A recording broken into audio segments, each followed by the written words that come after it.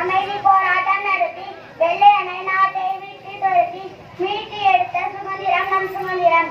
நான் இன்று சுதந்திர தினம் பற்றி பேச வந்துள்ளேன். அனைவருக்கும் இனிய சுதந்திர தின வாழ்த்துக்கள்.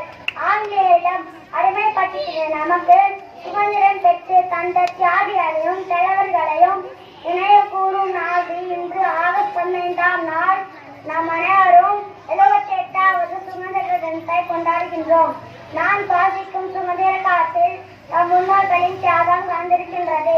எனவே அவர்களை நம் மனதில் வைத்து இந்த சுதந்திர விழாவை கொண்டாடுகின்றோம். நன்றி, வணக்கம்.